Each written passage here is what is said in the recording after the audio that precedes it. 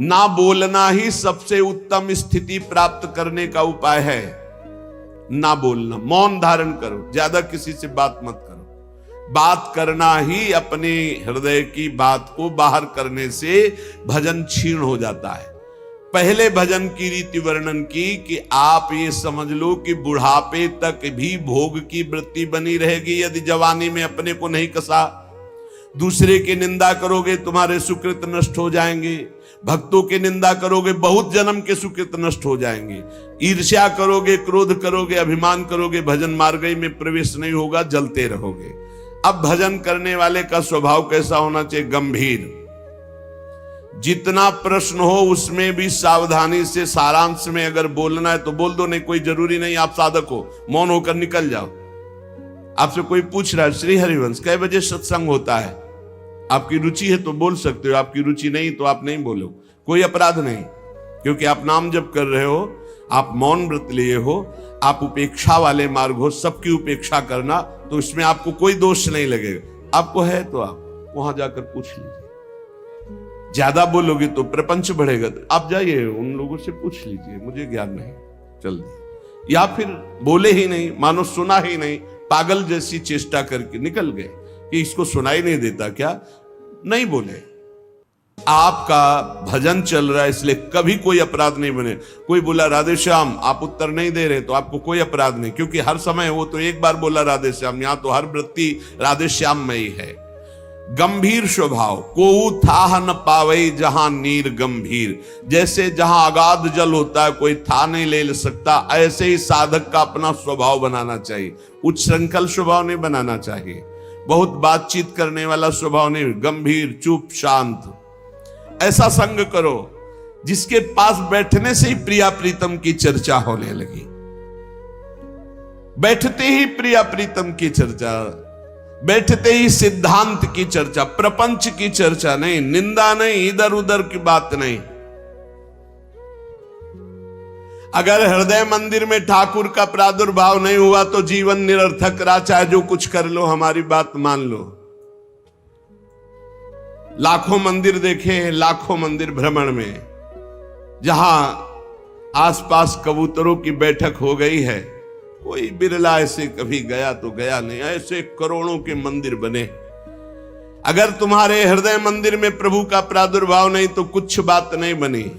और हृदय मंदिर के पट खोलते हैं गुरुदेव, रसिक गुरुदेव।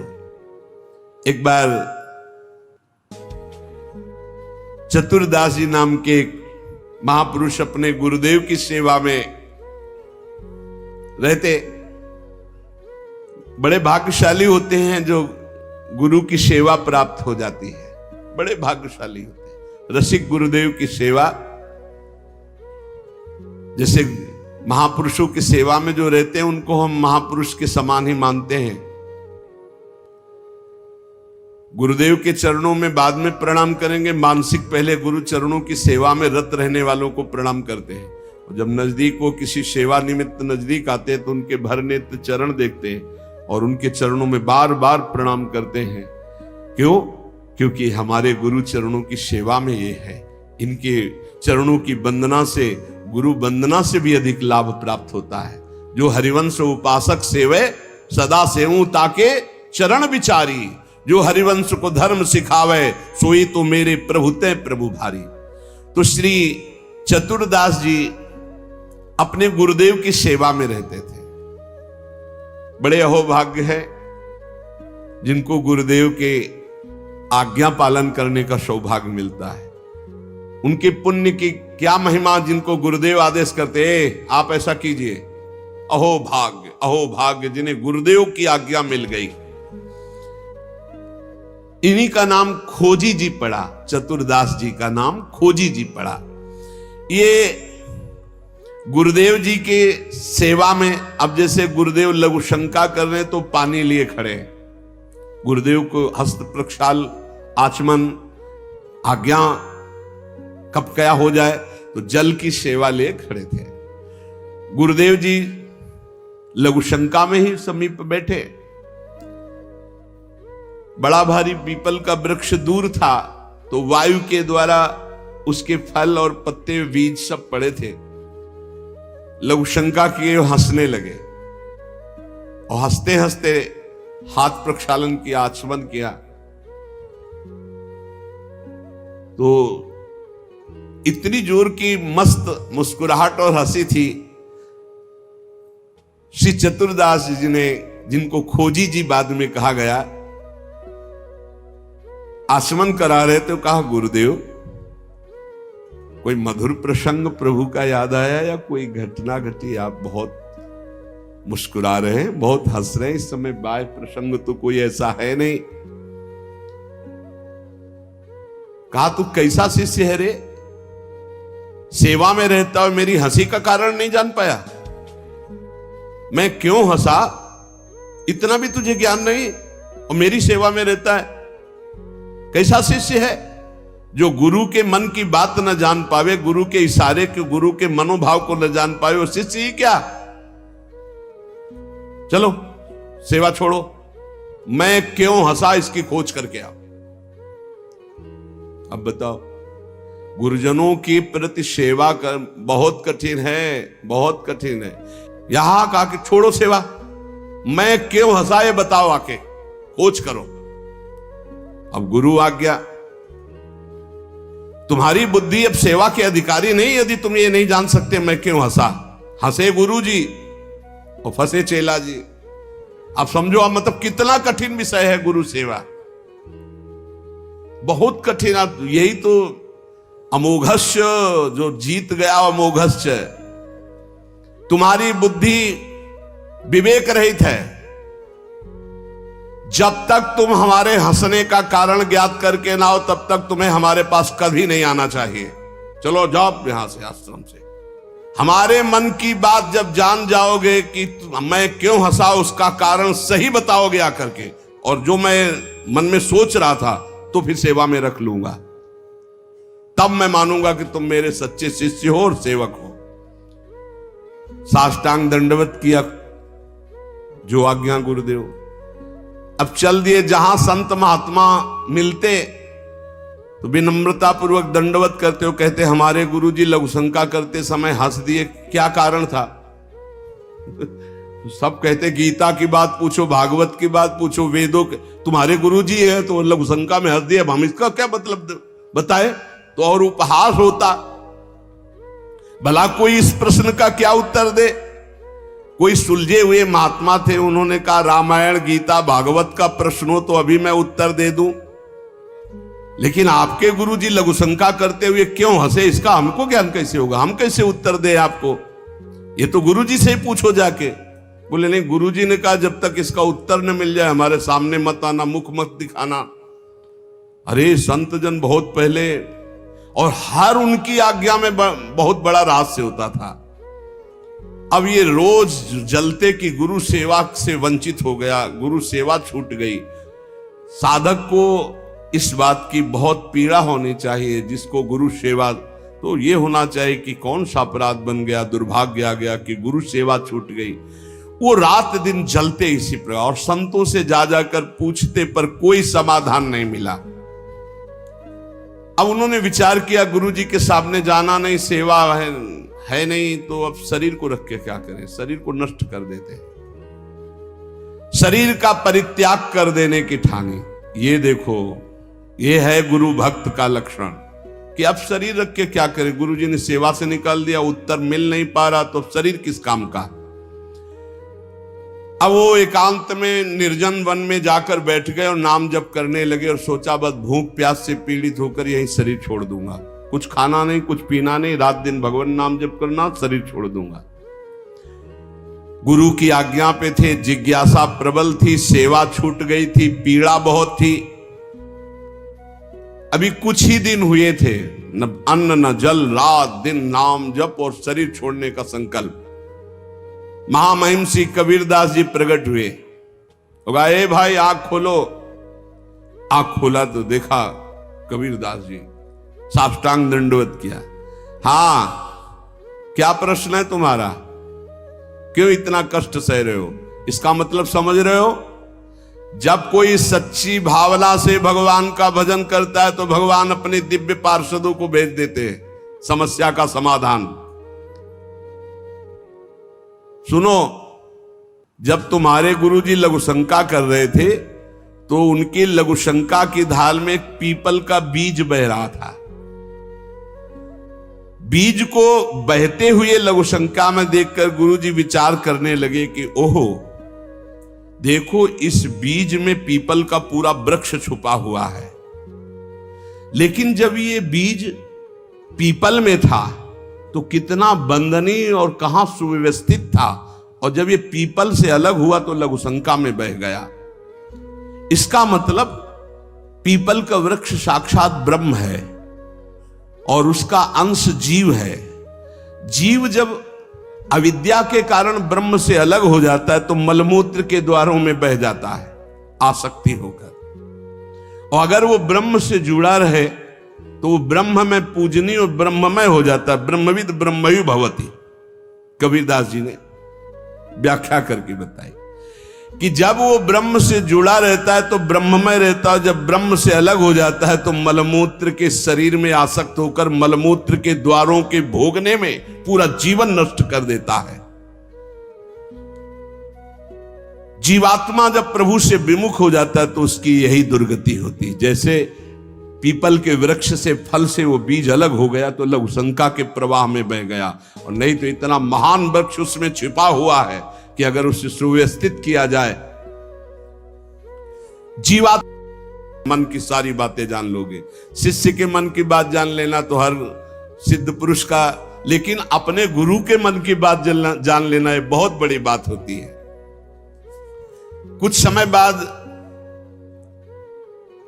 खोजीजू के गुरु हरि भावना प्रवीण महा, देह अंत समय बांधी घंटा सो प्रमानिए, पावे प्रभु जब तब बाजी उठे जानो यही, पाए पैन बाजी बड़ी चिंता मन आनिए, तन त्याग बेर नहीं हुती फेरी पाछे आए, वाही ठोर पौड़ी देखो आम पक्यो मानिए, तोरी ताके टूक किए छोटो एक जंतु मध्य, गयो सो बिलाए बाजी उठो जग जानिए।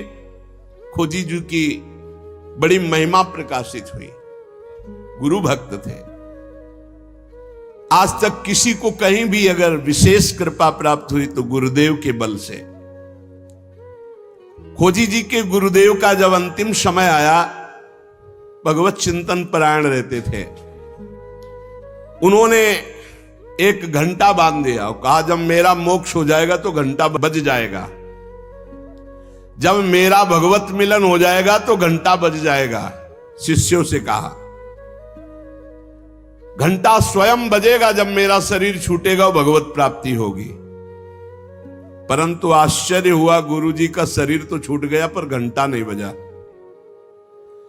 सब जितने और शिष्य थे बहुत चिंता में हो गए कि क्या गुरुजी की गति नहीं हुई। गुरुजी कह रहे थे जब मेरा गति हो जाएगी, भगवत प्राप्ति हो जाएगी शरीर छूटते ही, तो घंटा बज जाएगा, लेकिन घंटा तो बजा नहीं। और गुरुजी के वचन परम सत्य, इसका मतलब गुरुजी को भगवत प्राप्ति नहीं हुई।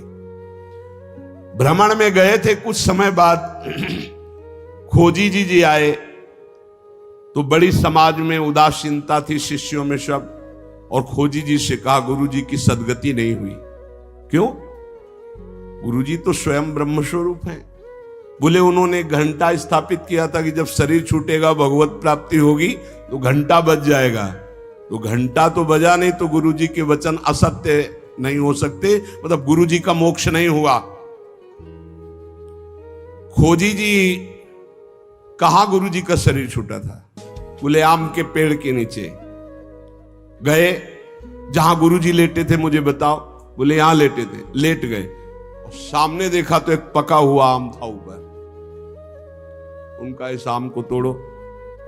आम को तोड़ा और जे भी उस आम को चीरा तो एक कीड़ा निकला, और बस वो कीड़ा अंतर ध्यान हुआ, सो ही घंटा बज गया। कीड़ा अदृश्य हो गया और घंटा स्वयं बज गया। बहुत विचित्र बात है। भला इतने सिद्ध महापुरुष क्या इनकी गति में अंतर आम ने डाल दिया? बोले हां। दो इसके भाव प्रकट किए। शिष्य की तो योग्यताई नीके मन आई अजू, गुरु की प्रबले पैने को घटी क्यों भई, सुनो या की बात मन बातवत गति कही, सही ले दिखाई और कथा अति रसमयी। बोले इसके दो भेद हो गए। पहला, जिसके शिष्य इतने सिद्ध हैं उनकी गुरु की भला गति बिगड़ जाएगी, पर दिखाया दो भाव इसमें प्रकट किए गए हैं। पहला दिखाया गया, चंचला ही मना कृष्णा प्रमाथि बलवद दृढ़म तस्याहम निग्रहम मन्ने वायुरिव सुदुष्करम। ये मन बड़ा चंचल है, प्रमथन स्वभाव वाला है, बड़ा बलवान है, इसको वश में करना मानो तूफान को रोकने के समान है। मन को बहुत संभालना कठिन है। कह रहे सुमेर पर्वत को कोई उखाड़ सकता है, 4 लाख योजन का है, पर मन को बस में नहीं कर सकता, इतना बलवान मन है। कोई बिजली को हाथ से पकड़ सकता है, पर मन को नहीं पकड़ा जा सकता। बहुत विचित्र चंचलता है इस मन की, इसको हल्के में ना ले। इतने सिद्ध महापुरुष, और जब उनका अंतिम समय तो पका हुआ आम देखा, पके हुए आम में मन चला गया। कहीं भी फल फल सकता है, इतने सिद्ध महापुरुष आम में तो घंटा नहीं बजा। ये पहला जन साधारण के लिए। और असाधारण बात थी कि आम में तो मन गया, पर वैष्णव का मन स्वयं भोक्ता होता नहीं। वो तो कोई भी अच्छी चीज देखे तो भगवान में, तो तत्काल भगवान का ध्यान किया कि अब असमर्थ हूं, शरीर छूटने वाला है। ये आम बहुत बगीचे का हमारे सुंदर था, हम सोचते आपको भोग लगा देते। इसी सोच में प्राण निकल गए। तो भगवान ने अंतिम इच्छा पूर्ति करने के लिए कीट रूप धारण करके आम पाने आ गए। तो भगवान से मिलन हुआ नहीं। जब आम को छेदन किया और वो भगवान अंतर ध्यान हुए, तब जाके खोजी जी से मिले तो घंटा बज गया। इसका आंतरिक रहस्य बताया। तो यहां ये बताया गया कि मन बड़ा चंचल है। भगवत प्राप्ति करने वाले उपासक को कहीं भी अपने मन की वृत्ति ना अटक जाए, इसमें अंतिम तक सावधान रखना है। अंतिम तक कभी भी फंस सकती है। और दूसरी बात है, जिसका स्वभाव बन गया है हर वस्तु हर व्यक्ति में भगवान का दर्शन, भगवान को समर्पण, तो उसकी दुर्गति नहीं हो सकती। तीसरी बात, जो गुरुदेव के शरण में रहकर गुरुदेव की आज्ञा अनुसार चलते हैं, आपको सच्ची बतावें, गुरु अपने से भी ऊपर महिमाशाली उसे बना देता है। इस प्रसंग से समझिए कि अगर खोजी जी को गुरुदेव ने आज्ञा दी तो सिद्धों के परम सिद्ध बना दिया अपने शिष्य को। ऐसे विकल्प प्रेमी महापुरुष को समस्त देवता ब्रह्मादि नमस्कार करते, पूरे भुवन में यश फैल जाता है और वो यश सबका मंगल करने वाला होता है। एक पुण्य बल से यश फैलता है और एक भजन बल से यश फैलता है। जो भजन बल से फैलता है वो सबका मंगल करता है। जो पुण्य बल से वो वाह वाह होती, बस केवल वाह वाह। और जब भजन बल का यश फैलता है तो आह निकलती कि मैं कैसे ऐसा प्रेमी बनूं, मैं कैसे सब दोषों से रहित होकर भगवान का भजन करूं। इतना अंतर है, यश दोनों का फैलेगा। एक पुण्यात्मा का तो वाह वाह होगा, कितना सुंदर विमान, कितना सुंदर वैभव, कितना सुंदर ये। लेकिन जब किसी प्रेमी महाभागवत का यश फैलेगा तो उसके हृदय में जलन होगी। मैं कैसे इन सब दोषों को दूर करके कैसे मैं भजन करूं, कैसे भगवत प्राप्ति करूं, तो आह निकलेगी। प्रेमी का यश आह निकलवाएगा और पुण्यात्मा का यश वाह निकल। क्या बात है, वाह। ऐसा बिल्कुल अपने हृदय को कोरा बनाना है और उसमें जो गुरुदेव रंग रंग रहे बस उतना ही रंगना है। बहुत बढ़िया रंग जाओगे प्यारी जू प्यारे जू की उसमें। नहीं तो फिर होली तो प्यारी जू से ही केवल खेलनी और रंग न पड़ने पावे। जो हमारा चित्त अपनापन से श्री जी के चरणों में, तो बोले जुगल प्रेम रस मगन जे तेई अपने जान, सब विधि अंतर खोल के तिन्ही सो रुचि मान। जो प्रिया प्रीतम के प्रेम में भाव से डूबे हुए महापुरुष हैं, उनसे कभी हानि नहीं होने वाली, नहीं भाव में बड़ी हानि। जिनकी चरण रज की प्राप्ति के लिए बड़े बड़े साधन भी समर्थ नहीं है, उनकी जब हम चर्चा यहां संसार में क्या समझा जाता है। श्री प्यारी जू और प्यारे जू की महिमा से बिल्कुल अनभिज्ञ जन है। तो पहले इनको जो सिद्धांत है प्रथम सुने, भागवत भक्त मुख भगवत बानी, गीता भागवत योग वासिष्ठ, इनके सिद्धांतों से परिपक्व करके साधना की भूमि में लाके फिर धीरे धीरे थोड़ा थोड़ा प्रेम का छींटा। और एक आश्चर्यमयी बात देखना, हम सुनाएंगे तुम्हें गीता भागवत और सिद्धांत, और जब आप हमारी तरफ झुकोगे तो आपकी ठसक बोलेगी हमारे माई श्यामा झुको राज, बच्चा बच्चा बोलेगा। और हमें अपनी उपासना किसी को बैठ के समझानी नहीं है, तुम्हारे हृदय में ट्रांसफर हो जाएगी वही। हर एक कौन से साधक में या उपासना में मिलावट है, आप बताओ? किसी भी बच्चे की उपासना में मिलावट नहीं होगी। ये साधक और संतों की तो बात जाने दो। क्यों? जहां वो दृष्टि मिलाएगा, जहां अपनापन करेगा कि मेरे महाराज जी, वही मेरी महारानी, पलट कर वो उसके हृदय में आ जाएगा, पलट कर आ जाएगा। ये समझाने का विषय नहीं, ये अपने आप पलट के आ जाएगा। अनन्यता जो यहां है वही तुम्हारे हृदय में ठसक बैठ जाएगी, कुछ अच्छा ही नहीं लगेगा। देख लेना, हम चाहे जितना योग वासिष्ठ सुनावें तुम्हें, चाहे वेदांत सुनावें, परिणाम तुम्हारे अंदर यही आएगा। राहो को काहू मने दिए मेरे प्राणनाथ श्री श्यामा, शपथ करो तृण छिए, यही आएगा। देख लेना, क्यों? क्योंकि गुरु ने यही दिया है। जो ये विराजमान महापुरुषन ने सबरस गायो देखनो, ये है कि उनको हियो कहा ठहरानो, ताको गहनो, वही आ जाएगा आपके हृदय में। इही रस परस्यो नाही जिनी, तू जिन पर से ताही, तासो ना तो नाही कछु, ये रस रुचे न जाही। जिसको श्यामाजू से परिचय नहीं, श्यामा श्याम से परिचय नहीं, उसको कभी भी छूना नहीं। वैसे साधक उपासक चाहे गृहस्थ चाहे विरक्त हो, अपनी तरफ से किसी को छूने की आदत ना रखे। छू के बात करना या ऐसे कि अपनी तरफ से ना करे, कोई टच हो जाए वो बात अलग है, कोई ऐसे छू ले उसे नहीं छूना। अपनी तरफ से किसी को स्पर्श न करे, सहसा किसी को हृदय से ना लगावे, हृदय से उसी को लगावे जो प्रिया प्रीतम के अनुराग रंग में भरा हो।